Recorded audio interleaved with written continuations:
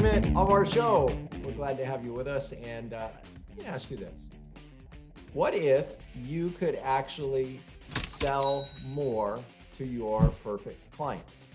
And what if you could sell more at higher prices, or even attract the tip of the iceberg as far as affluent clients, and be able to do it in such a way that people feel like, wow, that was an amazing experience? Would that be something you'd want to know more about?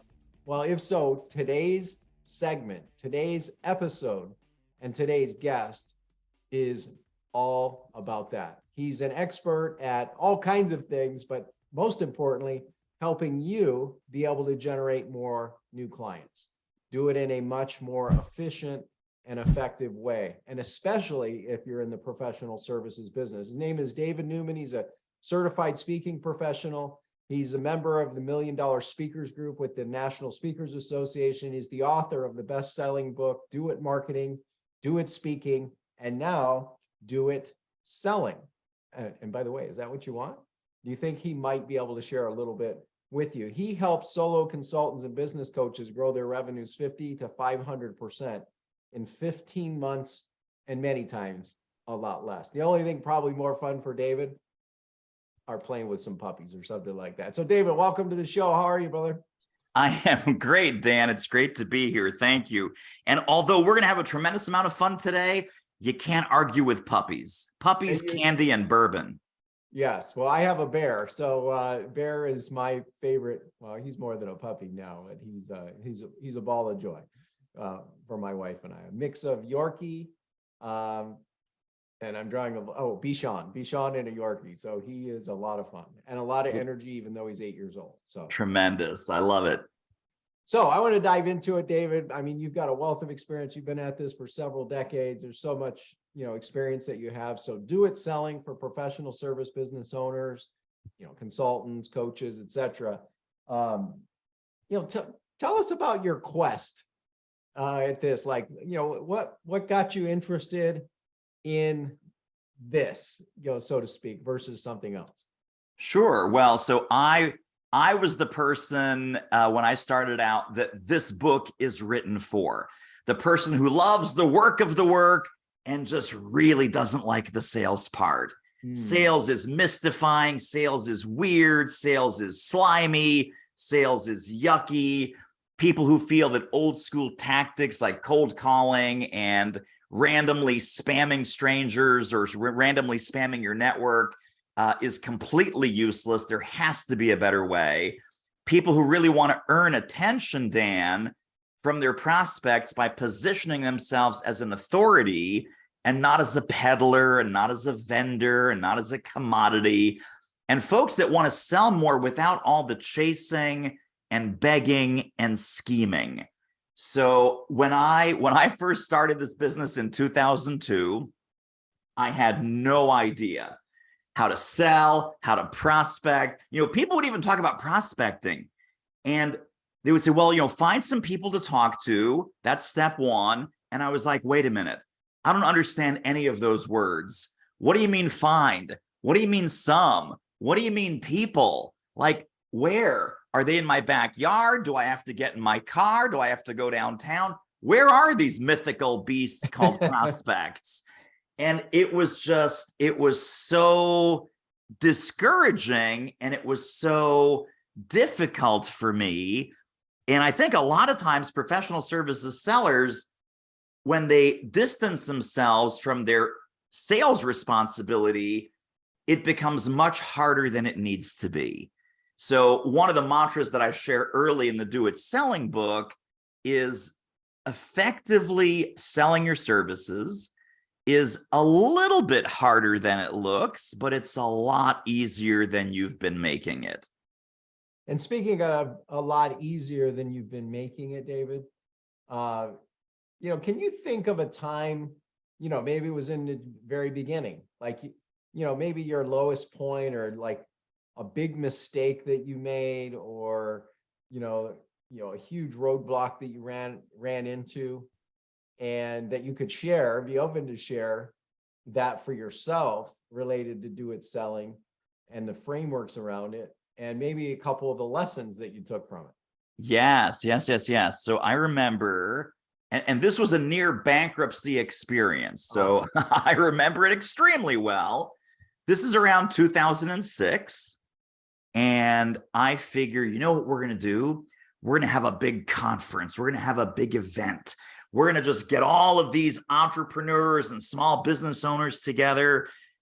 We rented out and we put money down for, I believe it was the Dolphin Resort down at Disney World in Orlando, something like a $40,000 deposit, hotel room hold, food and beverage hold, all of this. And did I mention that we didn't really have an email list? We didn't really have a strategy, and we didn't really have any idea of how to sell tickets to this conference. Because if I didn't mention that, those would be three very important facts. And we built a beautiful website. And we were talking to people, and we were shaking hands and kissing babies, and we were going to other conferences and promoting our conference. And we're about 5 or 6 weeks out. And I say to my partner, so how many tickets have we sold so far? And he says, 6. And in my head, I'm thinking, did he say 60? Did he say 16? I said, could you give me that number again? He says 6. And I said 6. And we've reserved, what the room block is for how many? 100. And the food and beverage, breakfast, lunch, and dinner is for how many? 100. And I said, right now we have 6. Wow. Yeah. Can we get the deposit back from Disney? No. In fact, not only can we not get the deposit back from Disney, it's time to make the next $90,000 payment to Disney to move this thing forward. And I said to him, this is possibly the understatement of the year in entrepreneurship for 2006, I don't think we're going to make it. I don't think we're going to make it. And in fact, we did not make it. And this caused us to go totally upside down into all kinds of credit card debt. This was a put your hand on the stove and let's never do that again experience. So thinking that the idea, Dan, the idea is so great, it's going to sell itself. We just tell people what we're up to, and they're going to jump in the boat and buy a $2,000 ticket or a $1,500 ticket to our amazing event. And, a lot of people want to build it first and then try and sell it. And that was our mistake. So now we go 180 degrees opposite from that. We'll sell 75 tickets first. And then we'll say, okay, let's put the conference in place. Let's find the venue. Let's book the dates. So it was a total disaster, thinking that the brilliance would just sell itself, and that never happens. There are so many layers of lessons there. And you brought up email list, you brought up strategy, you didn't have, previous, relationships, and a whole lot more. And, this idea, so as you work with people, right, doing what you do, and again, you've been doing this for a couple decades, helping clients, in 15 months or less, be able to grow 30 to 500%. What are some of the big mistakes you see that they are making that you're like, oh, I want to help you, avoid that? What are some of the, or maybe myths or misunderstandings? But sure. Yeah. Well, I think embedded in that story are a couple of them. Number one, thinking that any idea, no matter how brilliant, is going to sell itself. Number two, complete lack of market validation, complete lack of testing demand, complete lack of actually talking to prospects or people who are very similar to your prospects to see if your brilliant, ingenious solution is actually something that they're willing to spend money on. Or is it even a problem that they have? If it is a problem, is it small, medium, large, or super size? What are the competing alternatives and the other ways that they've thought about solving this problem? And, just thinking that this is going to be a walk in the park because somehow sales is a meritocracy. My friends, sales is not a meritocracy. The best service, the best product, the best idea doesn't win. The best sold product and the best marketed product wins. And Dan, that's where your brilliance, of course, with your clients comes in. You can take an average product or even a fairly good product. You can market it the right way, strategically, with the right kind of tactics, with the right kind of audience targeting, with the right kind of messaging around it, and it will outsell and it will outperform perhaps a much better product, a much more expensive product that's not marketed nearly as well. So people, and this is even, we're talking about books here.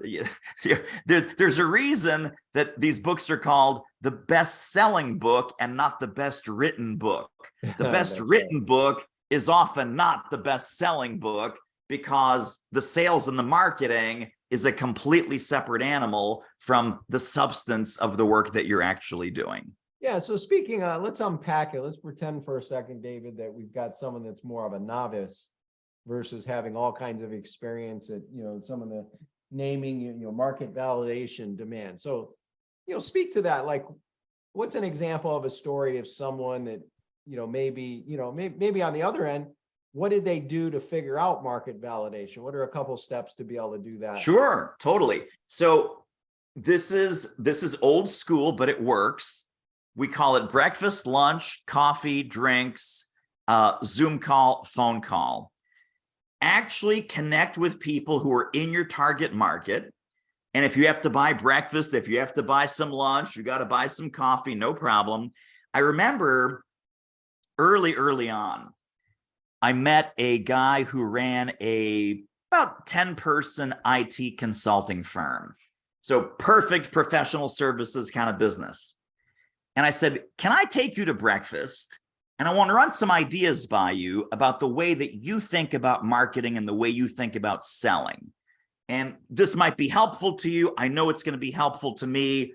I'm buying the bacon and eggs. So he says, absolutely, happy to do it. And we sit down and I say, so tell me about marketing your company. Tell me about marketing your firm. And we start getting into it.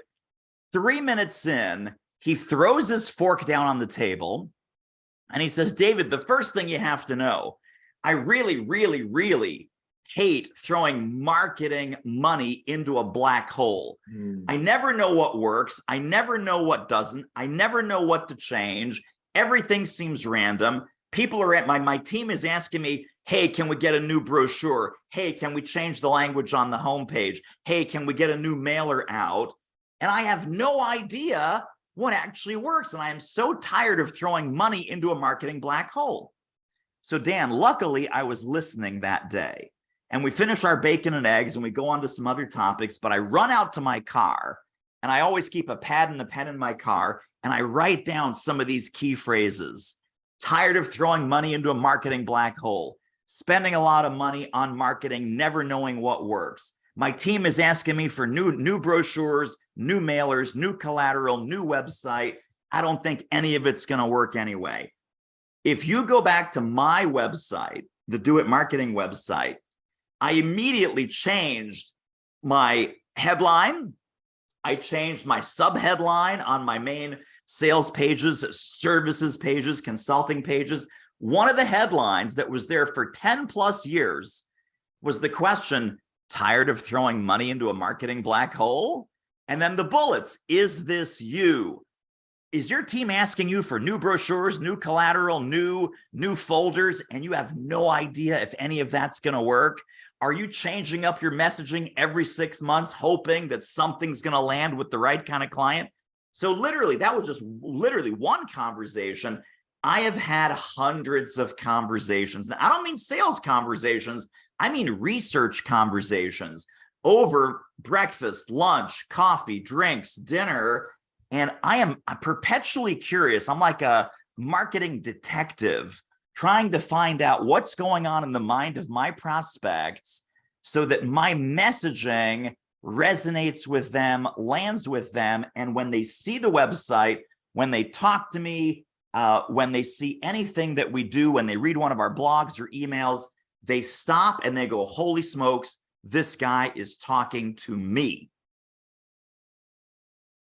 And as you're watching or you're listening right now, what would happen for you if you had more of your right fit, perfect clients go, man, I feel like they are talking to me.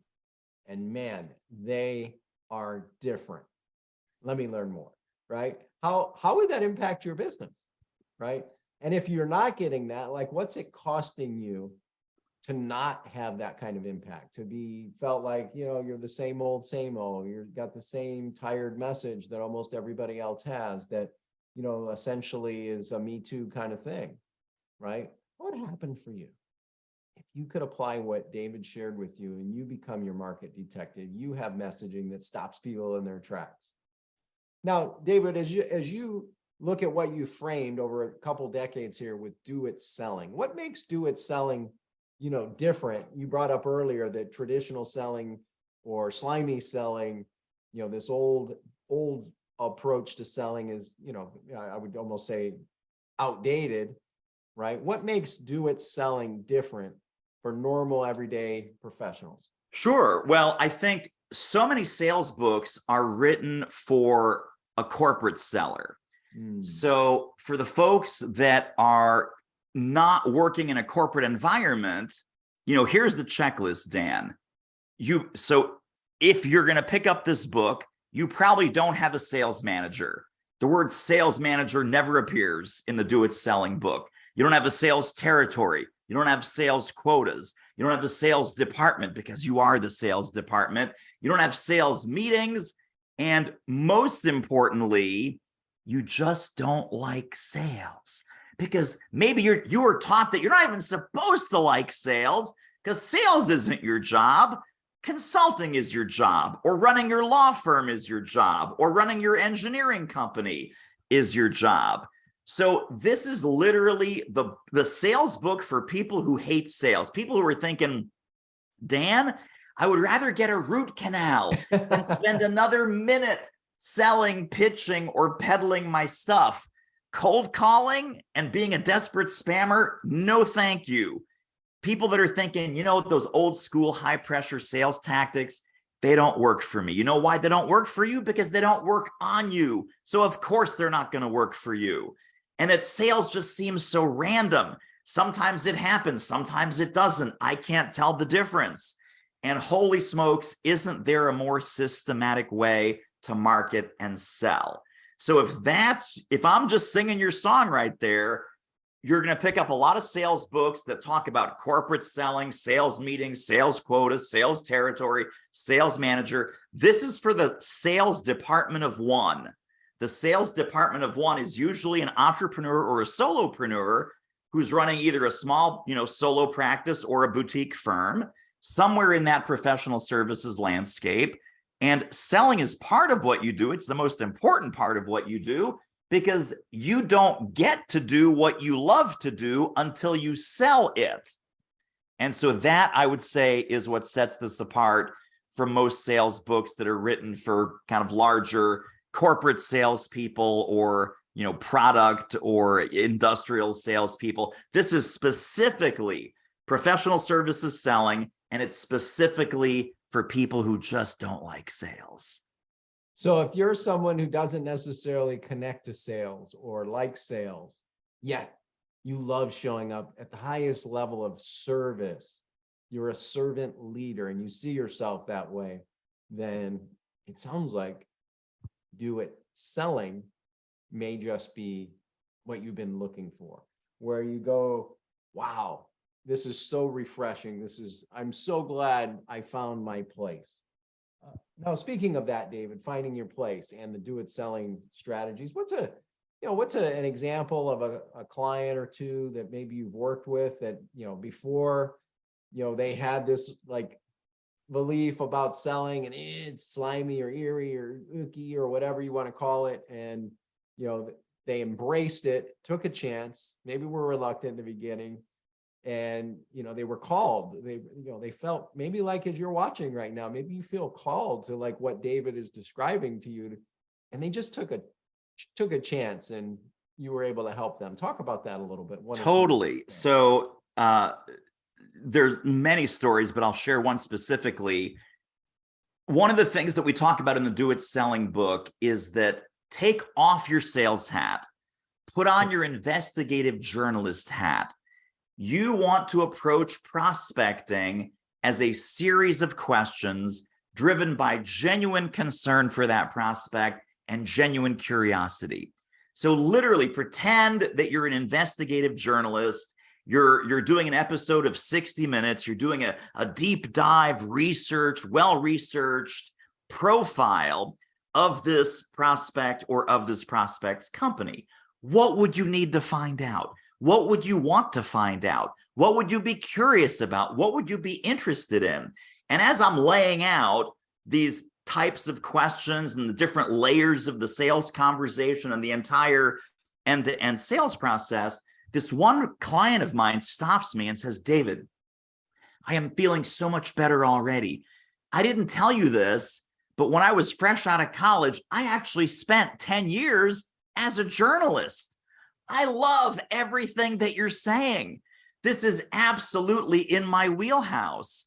I never thought of selling as being an investigative journalist, being curious, uncovering the real story behind the story, the issues behind the issues, the challenge behind the challenge, or the question behind the question. The person said to me, this is going to be easy for me. And then their whole energy changed, their whole physicality changed. He says, this is going to be fun for me. I said, I'm sorry, hang on. Could you repeat those last two sentences? He goes, yeah, I think this is going to be easy for me, and this is going to be fun for me. And I said, you are healed, my friend. I've laid my hands on you. You are healed. This is the entire reframe of the sales process. It should be easy, and it should be fun. And speaking of that, I'm curious, like what, as a result of that energy, right? Shifting to more fun and more natural, like it sounded like it was more of a natural extension of that person and them being like this journalist for 10 years. What kind of results did they get? Like what happened? Well, they immediately, it's funny because this is also we have several testimonials and videos and so forth on our website, but his particular story, he went from getting paid $200 for something that he was doing to getting his first $25,000 sale. So moving from kind of an hourly coaching, consulting, hourly rate, which is the absolute worst thing. And I know, Dan, you believe this, you teach your clients this. Hourly pricing is killing your business. Anyone that's listening here, connect back with my friend Dan. He will get you straightened out on why hourly pricing is such a horrible idea. But literally closed this first $25,000 deal based on value, based on outcome, and based on getting the answers to all of these investigative journalist questions that he was asking, uncovering a much deeper level and a much deeper set of problems than that client first came to him with. And he said, I had to be brave when we're having the conversation about what the solution might look like and what the investment range might look like. That $200 was banging around in my head. And I had to compartmentalize that and say, no, we're not doing it the $200 way. We're doing it the Do It Selling way. And they came to $25,000. Now that client ended up renewing multiple times. And the $25,000 thing led to a $35,000 thing. And they ended up referring my client to a couple of other opportunities. So literally 6 figures of new business in a matter of months. And he was about to go down the $200 track. And he just literally changed the programming in that initial sales conversation. And that took him on a whole different trajectory. That's amazing. From $200 to 6-figure opportunities and then some. Yeah. That is so powerful. What would you say to someone who might be listening right now that might be thinking to themselves, well, that sounds too good to be true, David. Like that's may work for them or you, but not for me. So speak to them. Sure. So I think the big turnaround is when you actually know what you're doing in a sales conversation, you become a leader of that sales conversation. So you're not having a sales conversation, you are leading a sales conversation. And prospects and people in general, human beings, they want to be led. They want to be led. They want to follow somebody that has a process. They want to follow somebody that has a sense of certainty about what they're doing and how they're doing it. And once this is the most monetizable skill that you could possibly learn. And Dan, you're an absolute master. You're a sales Jedi Knight. I'm an aspiring sales Jedi Knight compared to the brilliance that you share with your clients and audiences. But this is something where you unlock even the beginning stages and phases of this skill, and you will be able to create opportunities in your business that days or weeks ago you literally thought were unimaginable. That's for other people, that's not for me. Other folks can close these six-figure deals. I will never close a six-figure deal. Other folks can get paid $25,000 for that kind of service. I will never get paid $25,000 for that kind of service. Now, think about any skill that took some time to develop, playing the violin or parachuting out of an airplane or whatever. At some point, you didn't know how to do those things either. And then one day you put in the work, you did the study, you did the practice, you learned it. And so you didn't know how to do something until you did. And when you learned it, then it became easy, right? In hindsight, every skill that we've developed is easy. We forget about all the work and the mistakes and the practice and the mentors and the teachers and the helpers that we had along the way. But once you've mastered it, you've mastered it. And for you, it's like, it's very natural. It's organic. It's like breathing. It's like riding a bicycle, as the old cliche says. But it's totally, totally true. And if I was to say, what is the number one skill that every entrepreneur needs to embrace, and probably embrace earlier than they have embraced it in the past, it is selling. It's not lead generation. It's not marketing. It's not branding. It's not even doing the work of your work. Because like I said, you don't get to do the work of your work until you sell the work first. So this is something that will let you create the business of your dreams faster than you ever imagined possible. And I would say that I'm a product of this type of belief system, right? In college I was a janitor to make extra money, and now being in one of the highest paid professions in the world. And if you'd have told me that would be the case, just a few years later, I would have, out of college, I would have told you that's insane. That's crazy to think about. Oh, yes. I've met, people in customer service who've become 6- and 7-figure earners by developing the skill you teach. I've seen construction workers. I've seen school teachers. I've seen, all types of backgrounds and so on. And so if someone, David, is sitting here going, okay, I got an inkling and I want to take my game to the next level. Maybe they're new, maybe they're seasoned, somewhere in the middle. Where can people go, David, to connect with you, to learn more, to take advantage of some of the tools, trainings, and resources you've got available? Thank you for asking. So 2 places for some free resources. The first place is the free resources, companion tools, and free training connected to the book. So that you will find at doitmarketing.com/selling. And then we also have some free on-demand training that is at doitmarketing.com/webinar. But all of the resources, the companion tools, the forms, the videos that go with the book are at that first URL, doitmarketing.com/selling, to get you all the bonuses for the Do It Selling book.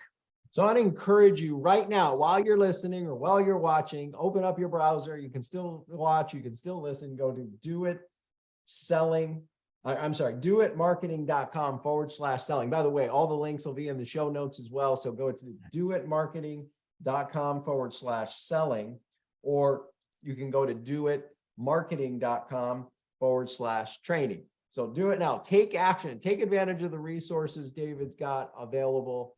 I mean, he's been at this for decades. He's helped hundreds and hundreds of people, maybe thousands and thousands of people all over the world master this, well, what arguably is one of the highest paid, if not the highest paid skill in the world today. So take action right now. So David, what's something I should have asked you that I didn't get a chance to ask you yet?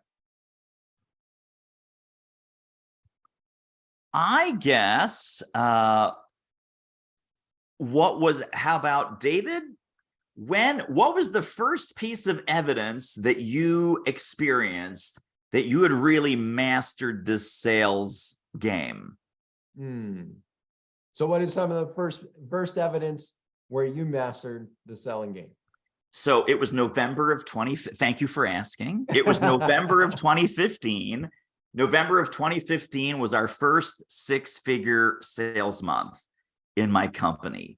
And that came from a combination of two things: brute force dedication to talking to a lot of people, and that's a combination of lead generation, a combination of connecting with our email list more vigorously, lots of Zoom calls, lots of phone calls, lots of sales at bats, and then just closing a crazy number of people. I remember in November of 2015, I had 11 calls over the course of 2 days.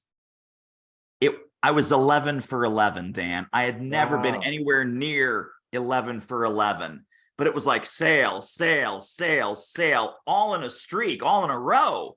And I was like, okay, something is, and again, I couldn't believe it. I was like, what is going on here? Like, did I just drink some magic Kool-Aid? Did I take some different vitamins this morning? And that's when I knew that I had all the sales knowledge, all the sales training, all the sales tactics, all the sales studying that I've done, all of the sales improvement that I've worked on myself. And I was like, wow, this is becoming easy. This is just becoming fun. And again, I truly believe that when sales becomes easy and fun for you, you will sell a whole lot more, right? People are over dramatizing, over analyzing, over paralyzing, and this whole sales thing becomes very fraught with tension and stress.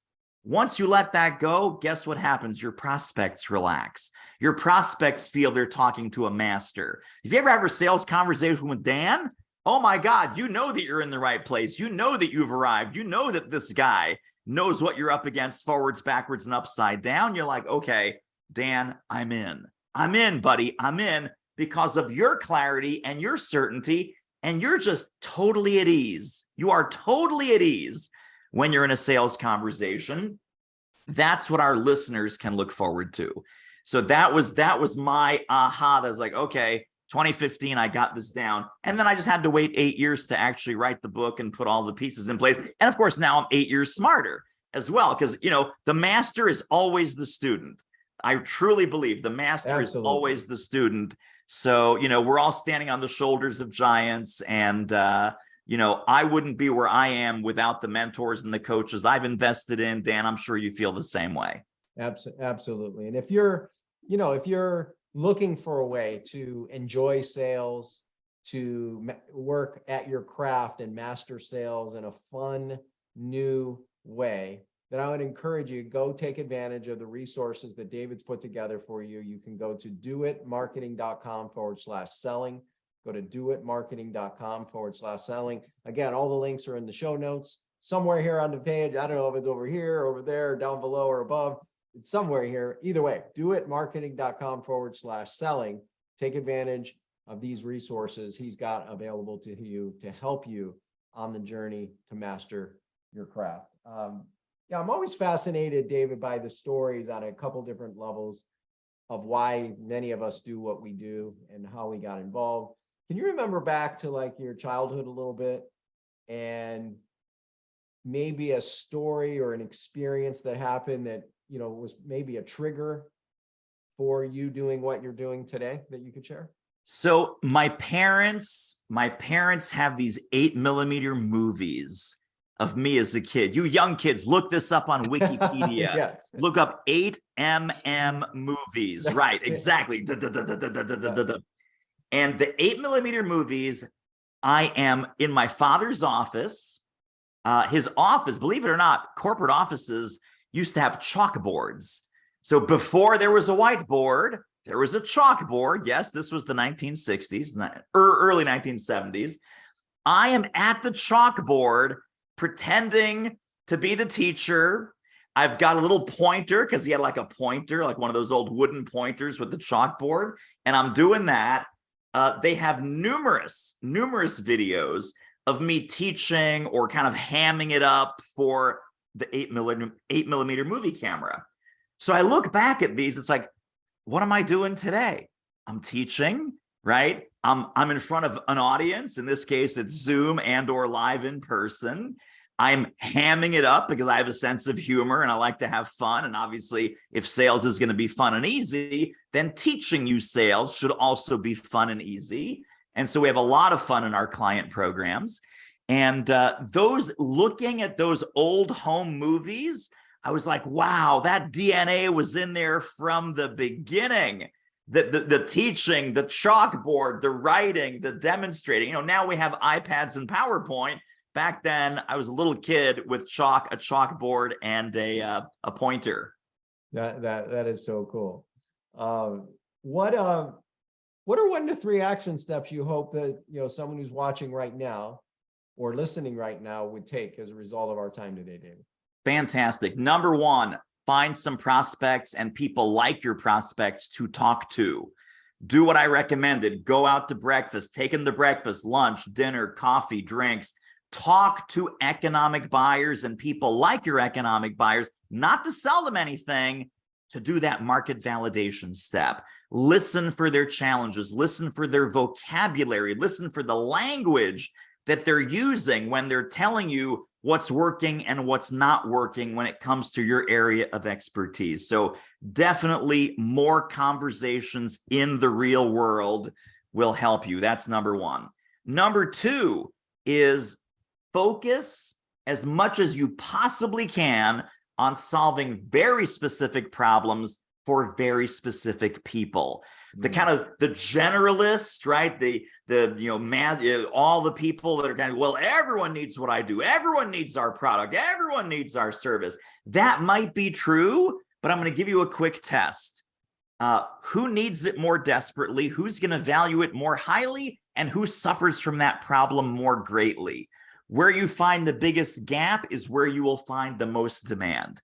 So please, please, please, specificity around who you serve and specificity around what you solve for those people. Make those decisions right now. The sooner you make those decisions, the sooner a whole bunch of doors is going to open for you. If I was to say a third thing, think like an investigative journalist. When you're in a real live sales conversation, like we said earlier, take off your sales hat, put on your investigative journalist hat, get really curious, get really in tune with what they're telling you they want and what they're telling you they need, and then dig and probe and uncover. Just like you're doing a 60 Minutes profile, you are an investigative journalist. The first answer is never the real answer. First problem is never the real problem. First challenge, never the real challenge. First outcome they want, never the real outcome they want. So learn to probe, dig, uncover, find out what's really going on, and then the deal size of whatever service or program you're selling will naturally expand. It has to get bigger. And that's going to be the key to help you get better clients and bigger deals and higher fees. And if you're looking for higher fees, better clients and better deals, and you're looking to have more fun in the selling process, and you're looking to make selling fun again, then I encourage you, go get some of David's resources at doitmarketing.com/selling. That's doitmarketing.com/selling. I encourage you, take action with what he shared with you, right? Get into more conversations and focus on the language in those conversations that you can use. as David mentioned earlier in his story, he talked about how he came and reframed his website, his communication, his messaging everywhere. And up until even recently, he had been using it because why? It was and were the problems of his clients. He talked about focus on solving problems for specific people, that the bigger the gap, write this down right now, and put it right there on your wall, put it in front of you, put it on your computer as a sticky note. The biggest gap equals the biggest demand. The bigger the problem, the bigger the opportunity. The bigger the problem, the bigger the paycheck opportunity also. Solve specific problems for specific people, right? And number 3 is to be curious. Be like a 6-year-old. Be like an investigative journalist. Go deep, not wide. Go deep. Become genuinely interested in others. And frankly, you'll find that when you listen, when you find out what they're really struggling with, number 1, you can offer a solution in many cases. But even if you can't, you can still show up as you, your best self. Because let's face it, you're a professional and you're a servant leader, right? And you can use the selling system that David's talking about with Do It Selling to help take you to the next level. So take action, apply what David shared. And if you want to go deeper, you want to learn more about how David can help you, I encourage you, go to doitmarketing.com/selling. That's doitmarketing.com/selling. David, our time is up, brother. So great to be with you, my friend. I appreciate you a ton. Thanks for having me on. Absolutely. He's David Newman. Go check him out. doitmarketing.com/selling. We'll see you next time on another episode of growthtofreedom.com. Thanks for listening to this episode of growthtofreedom.com. Are you struggling to get a steady flow of new clients every day? Or maybe hit a plateau or hit a wall in growing your business? Well, let's help you solve this problem today. Let's review your business and have a conversation. You can do that for free today at breakthroughstrategycall.com. That's breakthroughstrategycall.com. In addition, if you're looking for a simple way to implement some of what we've been talking about in today's episode, then I want to encourage you to get our free small business toolkit. You can get that at activate.breakthrough3x.com. That's activate.breakthrough3x.com. If you'd like access to the special resources and all the show notes for this special episode, make sure to visit growthtofreedom.com. Hey, it's Dan Kuschell. Click the buttons over here on the left. You can watch these other couple videos, as well as make sure to hit the subscribe button so you can get access to the latest insights, strategies, and wisdom, giving you more clarity, confidence, and direction for exponential business growth. Hit the button now.